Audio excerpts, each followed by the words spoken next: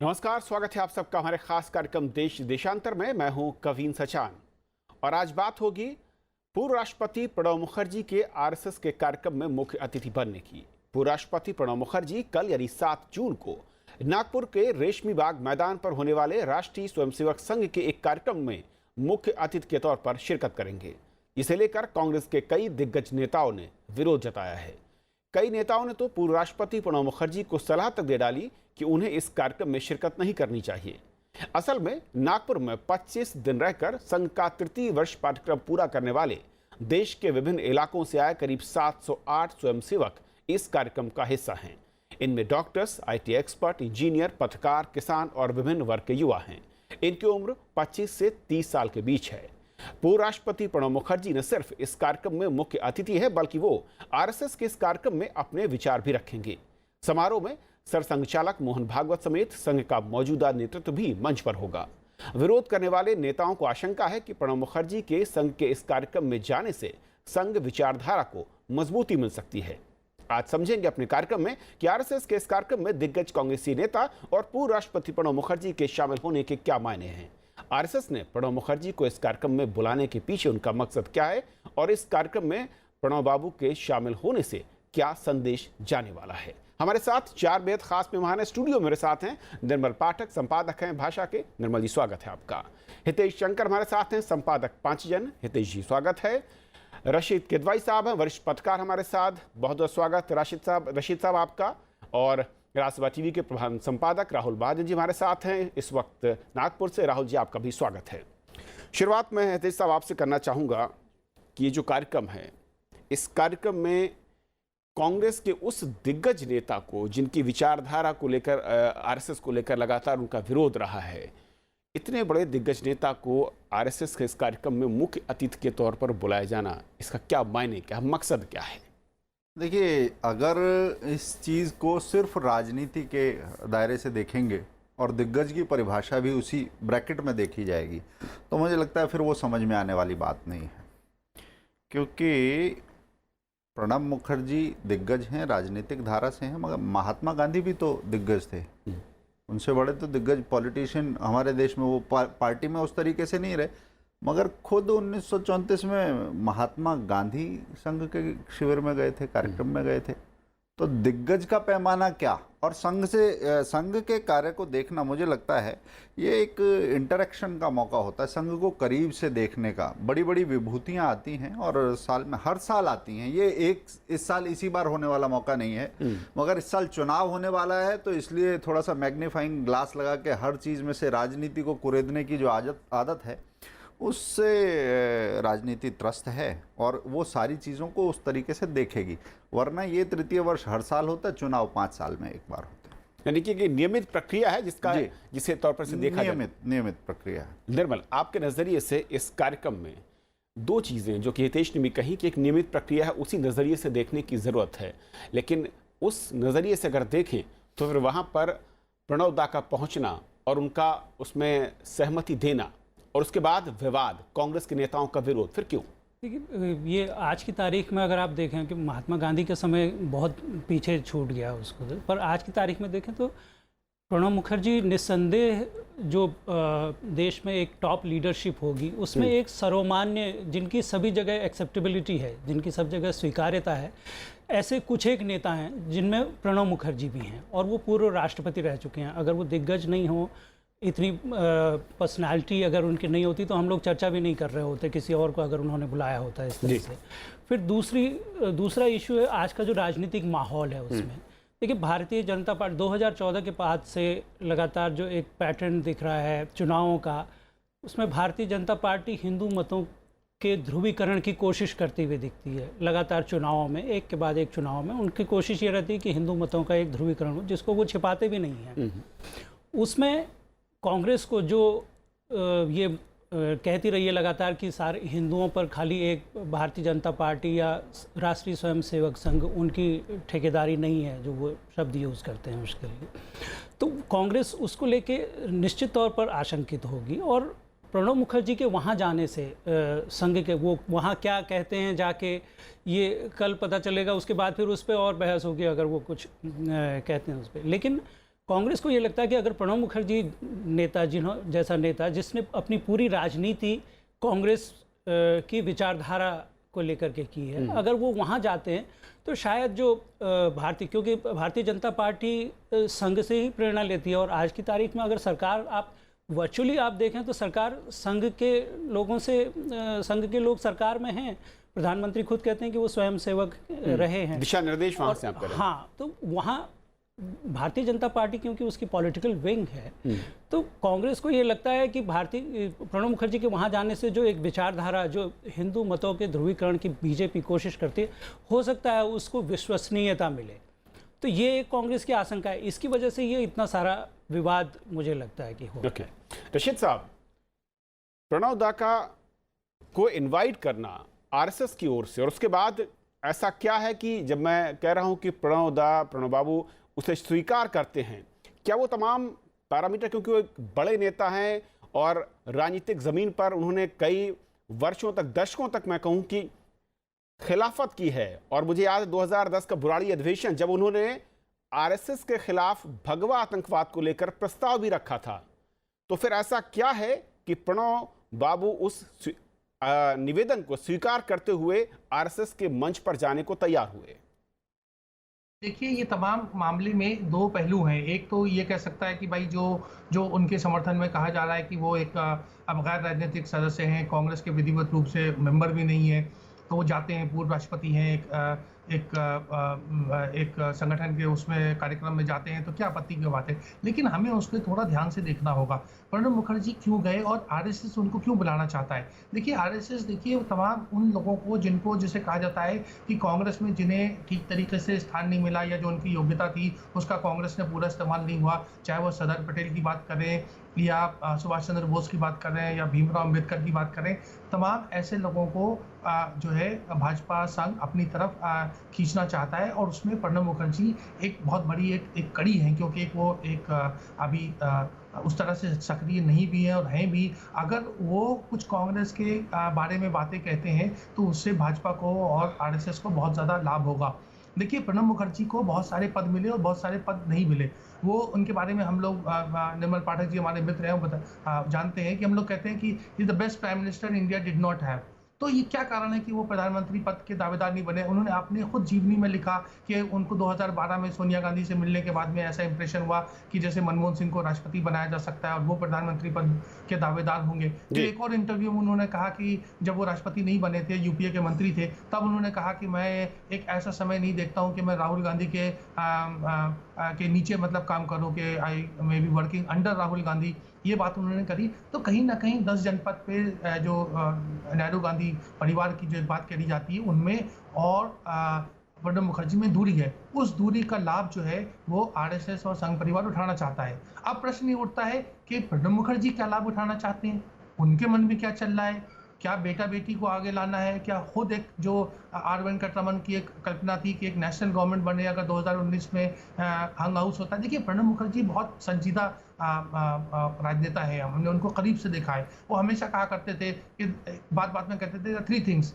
A and B, सी का जिक्र नहीं करते थे तीसरी बात का। तो मुझे लगता है कि ये तीसरी बात है जिसको हमें आने वाले समय में, मतलब हो सकता है पूरा 1 साल लगे हमें उस बात समझने में। ये एक ऐसी राजनीतिक पैतरा है। ओके, राहुल, जिस तरीके से रशीद कह रहे हैं कि ऐसा लगता है कि कांग्रेस के अंदर परिवारवाद से परेशान प्रणब दा रहे हैं, और उन्होंने जिक्र भी किया है जो उन्होंने आत्मकथा लिखी थी, उसके चलते शायद उन्होंने इस निमंत्रण को स्वीकार किया है। आप क्योंकि नागपुर में हैं, और सबसे अचरज ये होता है राहुल कि आरएसएस की ओर से या उसके अंदर इस बात को लेकर कोई विरोध नहीं है, बल्कि जो शामिल होने आ रहा है, अतिथि बन रहा है, उसके पीछे उसके दलों के साथ काफी विरोध हो रहा है। ऐसा क्यों?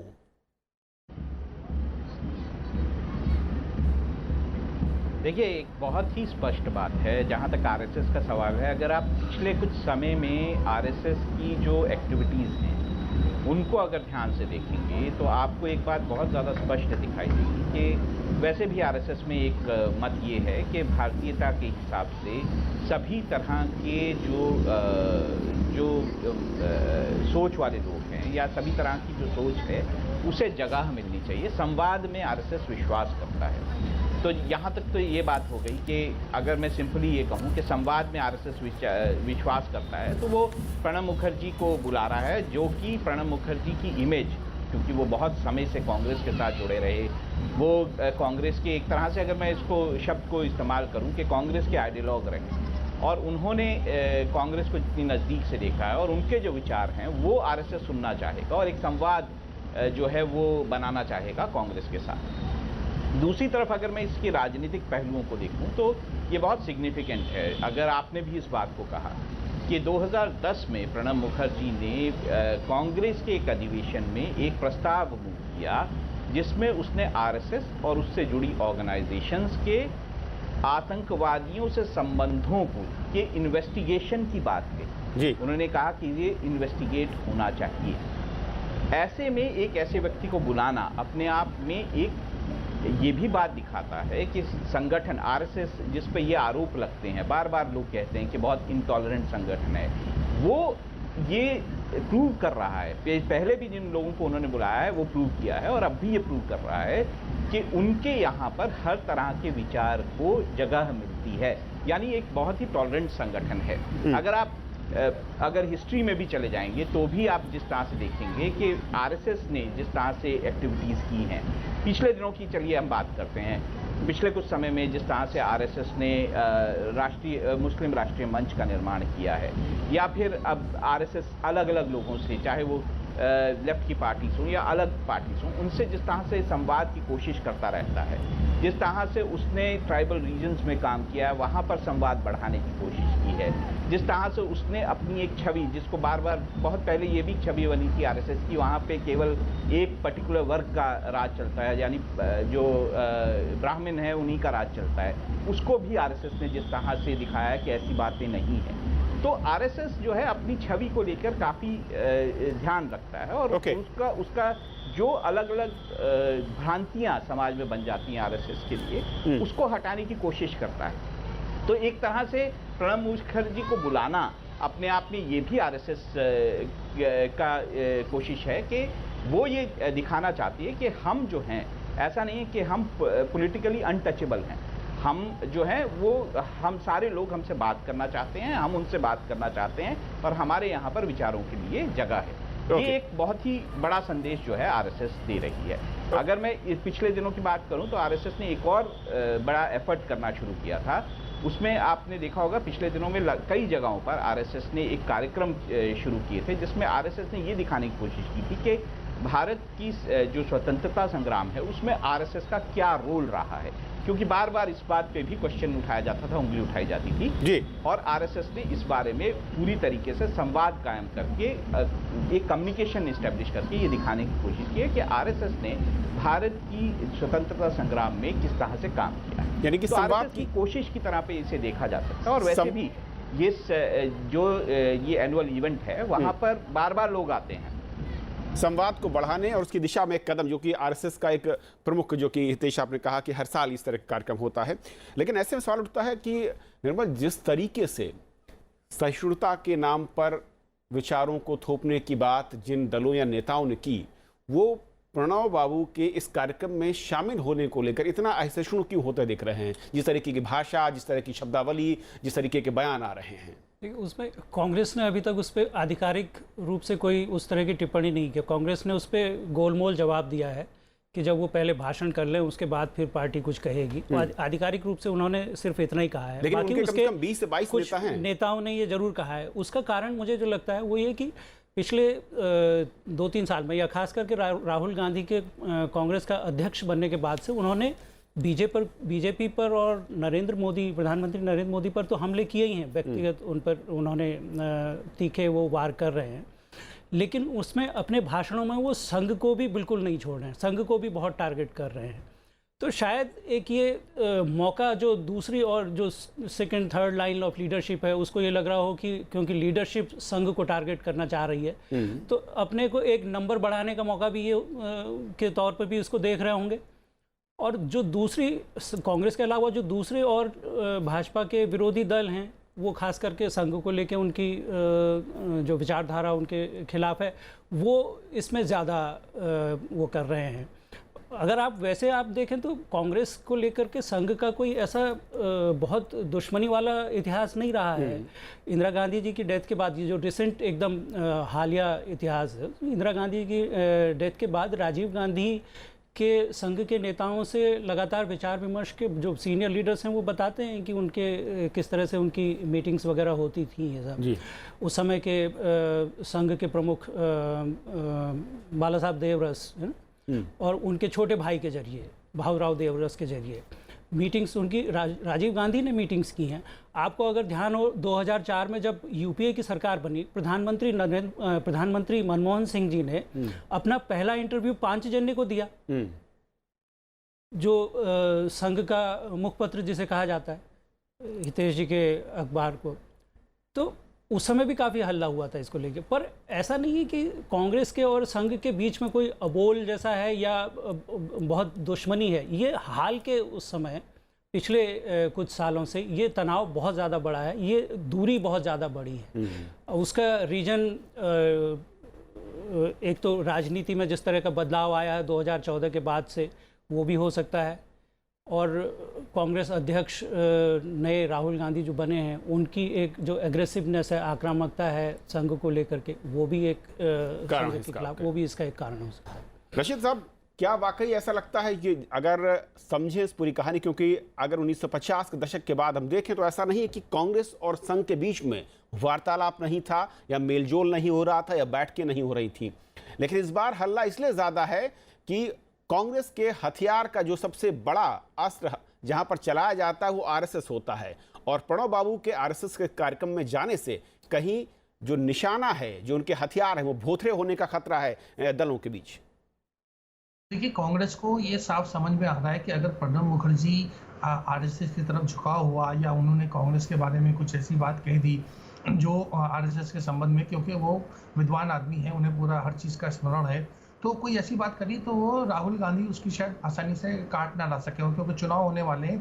तो बड़ी समस्या, कांग्रेस जन को ये बात बिल्कुल समझ में नहीं आ रही है कि क्या कारण है। प्रणब मुखर्जी देखिए बहुत सुलझे हुए नेता है, सोच समझ के कदम उठाते हैं, तो उसके पीछे उनकी क्या रणनीति है। ये जैसा मैंने पहले कहा कि ये सिर्फ एक ऐसा नहीं है कि किसी कार्यक्रम में बुलाया और पूर्व राष्ट्रपति चले गए, तो उसके पीछे उनकी मंशा क्या है और उसके पीछे उनका एक जो उसके पीछे उसकी जो राजनीति है वो क्या है। देखिए, अभी आप देखिए कि मोहन भागवत जी जो थे वो राष्ट्रपति भवन गए जब प्रणब मुखर्जी राष्ट्रपति थे।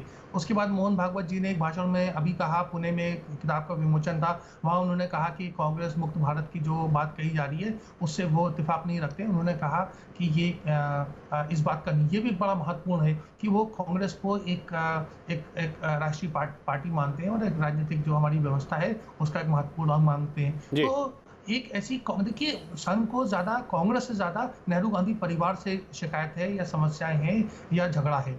और ये बात जैसा अभी निर्मल पाठक जी ने उल्लेख करा, ये हम सबको पता है कि वो राहुल गांधी बहुत तेज तीखे हमले कर रहे हैं और उसके पीछे उनकी एक जो वाम दलों से जो मेल जोल है वो भी असर दिखाता है। कांग्रेस का एक मूल जो डीएनए है वो इतना एंटी आरएसएस नहीं है जितना राहुल गांधी कर रहे हैं। तो कहीं ना कहीं 2019 में राहुल गांधी को कमजोर करने के लिए या सोनिया गांधी जो लामबंद कर रही है विपक्ष को, और एक ऐसा 1996 की हम बात कर रहे हैं या उससे पहले जो एक विपक्षी दलों का जो गठबंधन है, तो उसको लेकर के मुझे लगता है कि संघ चिंतित है और उसमें प्रणब मुखर्जी जो है वो कांग्रेस को कमजोर करने में, बल्कि एक ऐसी स्टेज भी आ सकती है कि कुछ कांग्रेस जन प्रणब मुखर्जी की लीडरशिप में कांग्रेस छोड़ के भी जा सकते हैं। तमाम जो है चीज़ें हैं जो अभी आने वाले समय में हो सकती हैं। तो इसलिए कांग्रेस जो है अंदरूनी रूप से बहुत ज़्यादा विचलित है और 10 जनपद और प्रणब मुखर्जी का बिल्कुल संवाद नहीं है, ये भी ये बात दर्शाता है। ओके, हितेश, क्या प्रणब मुखर्जी, प्रणब बाबू के शामिल होने के बाद इस मंच से जब वो कल तकरीर देंगे, भाषण करेंगे, उद्बोधन उनका होगा, जिस तरीके से दल और ख़ासतौर पर कांग्रेस हमलावर होती थी आरएसएस में और आरएसएस के खिलाफ जिस तरीके का एक प्रचार चलाने की कोशिश होती थी, कहीं उसमें कुछ राहत मिलेगी इस कल के कार्यक्रम के बाद? बिल्कुल, मैं इस बात से सहमत नहीं हूँ और मैं इसे बिल्कुल अलग तरीके से देखता हूँ। पहला सवाल इस समय ये नहीं होना चाहिए था कि वो वहाँ जा रहे हैं, वहाँ जा रहे हैं। सवाल ये भी है कि उन्हें वहाँ क्यों नहीं जाना चाहिए। एक देश का, दुनिया का सबसे बड़ा संगठन अगर भारत में है, भारत के दिग्गज लोगों का उसके साथ संवाद, संपर्क क्यों नहीं होना चाहिए? इस देश के ही लोग जुड़ रहे हैं ना। संघ के प्रतिवर्ष अगर 1 लाख से ज़्यादा लोग ट्रेंड हो रहे हैं, ये शिक्षण चलता रहता है, हमारे सभी धाराओं के लोगों का उससे संपर्क और संवाद क्यों नहीं होना चाहिए? जिन लोगों को लगता है कि अपने मंच पर जगह नहीं देना, दूसरे की बात नहीं सुनना, इतना खुलापन नहीं है, उन्हें घबराहट होती है संघ से। जब संघ के पास जाते हैं, इंटरेक्ट करते हैं, तो प्रतिक्रिया और मिलती है, जिसका निर्मल जी ने इशारा किया कि लोगों के बड़े अच्छे संपर्क रहे, संबंध रहे, बात की, क्योंकि आप समाज के बीच में ही काम कर रहे हैं। किसी पॉलिटिकल पार्टी को भी करना होगा, किसी ट्रेड यूनियन को भी करना होगा, किसी पंथ संप्रदाय से जुड़े हुए लोगों को भी करना होगा, तो इसी समाज में करना है। ये समाज ही उसका आधार है। सबसे बड़े जो इसके बीच में काम करने वाले लोग हैं, अगर उसमें संवाद नहीं होगा तो विकृतियां पैदा होंगी। ये घबराहट किन खानों में है, एक तो ये देखने की बात है, और दूसरा इसमें देखने की बात ये नहीं है कि संघ पर अटैक कम होंगे या ज़्यादा होंगे, वो अटैक सत्य से जुड़े हुए हैं या नहीं। अब आपको मैं बड़ी दिलचस्प बात बताता हूँ। ये जून का महीना चल रहा है, जून में ही राहुल गांधी की पेशी भी होनी है। भिवंडी में उन्होंने एक बयान दिया था। प्रणब मुखर्जी, अभी रशीद जी ने कहा कि बहुत सोच समझ के बोलते हैं, राहुल गांधी नहीं बोलते हैं, वो उस तरीके के जवाब नहीं। तो राहुल गांधी ने जो भिवंडी में वैसे ही बोल दिया था, उसके लिए आज तक वो पेशी भुगत रहे हैं, क्योंकि उनके पास सबूत नहीं है कोई भी चीज। कच्चा पक्का नहीं बोलते हैं, संभल के बोलते हैं, संयत बोलते हैं, संवाद में रुचि रखते हैं। मैं 3 बार का मुझे राष्ट्रपति भवन का अनुभव है कि मैं जब पांचजन्य के संपादक के तौर पर जब मैं मिला, बिल्कुल प्रणब दा बहुत खुले हृदय से मिले। ये देश की सबसे पुरानी पत्रिका को कहाँ कहाँ जाना चाहिए और कौन कौन सी चुनौतियों के लिए और थोड़ा फलक खोलना चाहिए, बड़ा एक सहज संवाद हुआ। क्यों नहीं होना चाहिए ऐसा संवाद? सभी लोगों से क्यों नहीं होना चाहिए? मीडिया में सारे धड़ों से क्यों नहीं होना चाहिए? अगर ये बड़प्पन प्रणब मुखर्जी की तरफ से दिखाई देता है और संघ ये देखता है और एक संवाद बनता है, तो जो संकीर्ण सोचते हैं, मुझे लगता है कि वहाँ कुछ दिक्कत पैदा हुई है और विचलन उसी का, बेचैनी उसी की है, उसी का एक इफेक्ट है आपका जी राहुल। लेकिन जब कल संबोधन होगा उनका और राष्ट्रवाद पर उनको बोलना है, तो क्या आप फील कर पा रहे हैं, क्या आप बता पाएंगे कि क्या वाकई जो आरएसएस का राष्ट्रवाद का उनकी धारा है, क्या प्रणब बाबू उसी धारा के इर्द गिर्द कहीं आगे बढ़ने की कोशिश करेंगे या वहां पर चौंका भी सकते हैं कुछ? तो बिल्कुल बताऊंगा कि वो क्या बात करने वाले हैं। उससे पहले मैं 2-3 चीज़ें और बोलना चाहूँगा। एक तो हमें ये ध्यान रखना चाहिए कि हाल ही में अप्रैल में जो आरएसएस प्रमुख हैं मोहन भागवत, उनका पुणे में भाषण में एक बयान आया था, बड़ा सिग्निफिकेंट बयान है। उनका ये कहना था कि कांग्रेस मुक्त भारत जैसे स्लोगन्स जो हैं, आपको ये ध्यान रखना चाहिए कि बीजेपी का ये स्लोगन है, कांग्रेस मुक्त भारत जैसे स्लोगन्स जो हैं वो आरएसएस के स्लोगन नहीं हैं।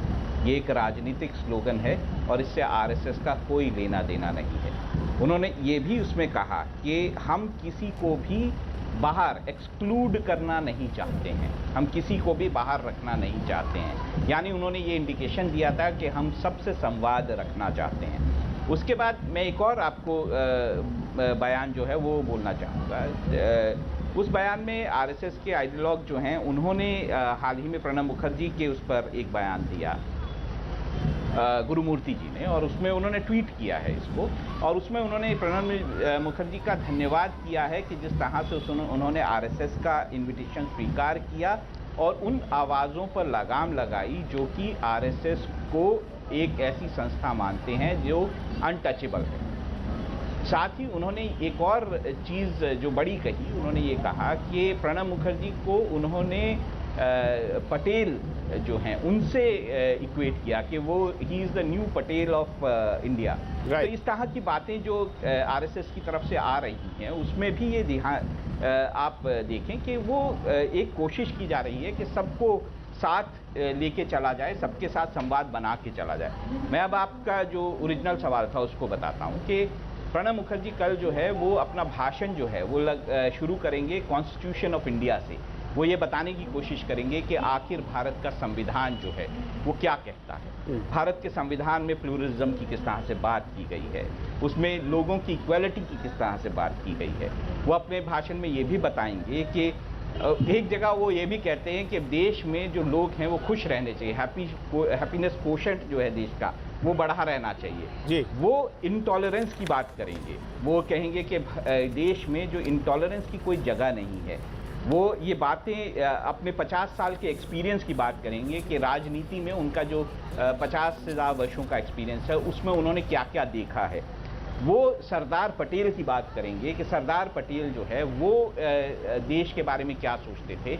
हो सकता है, मैं ये कह नहीं सकता, लेकिन हो सकता है वो सरदार पटेल के आरएसएस के विचारों पर भी बात करें। ओके। दूसरी तरफ वो ये कहेंगे कि जो इंटॉलरेंस है उसकी जगह नहीं है, सभी तरह के व्यूज़ जो हैं, सभी तरह की जो विचार हैं उन्हें जो है जगह मिलनी चाहिए। देश में हर तरह के विचारों की जगह होनी चाहिए।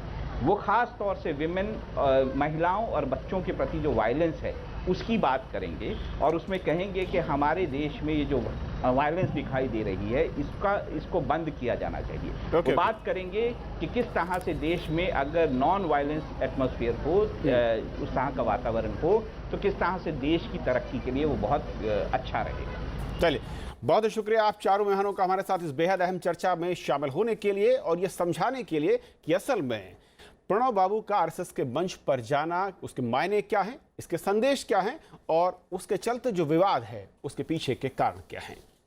और अब बता दें कि अगर आप हमारे कार्यक्रम को YouTube पर देखना चाहते हैं, लॉग इन कीजिए www.youtube.com/rajyasabha.tv/देश-देशांतर। अगर आपकी कोई राय या सुझाव है हमें मेल कर सकते हैं dd.rajyasabhatv@gmail.com पर। और अब बात दर्शकों की राय की। हमने एक कार्यक्रम दिखाया था स्वास्थ्य और पर्यावरण 5 जून को, जिसके बारे में एक दर्शक हैं, उन्होंने लिखा है कि Rajya Sabha TV always take initiative to provide show which makes people to think. The show is absolutely like that. A very good topic with very intelligent panel. Thank you. दूसरे एक दर्शक हैं ऋषभ मिश्रा, वो भी लिखते हैं इसी कार्यक्रम को लेकर कि सर आप ऐसा कार्यक्रम करके एक जागरूक सोसाइटी बनाने में सहायता करते हैं। राज्यसभा टीवी का धन्यवाद। आप दर्शकों का धन्यवाद और आप लगातार हमें सुझाव, राय, आलोचना लिखिए ताकि हम अपने कार्यक्रम के स्तर को और ऊपर उठा सकें और आपकी उम्मीदों आकांक्षाओं को पूरा कर सकें। फिलहाल आज इतना ही। नमस्कार।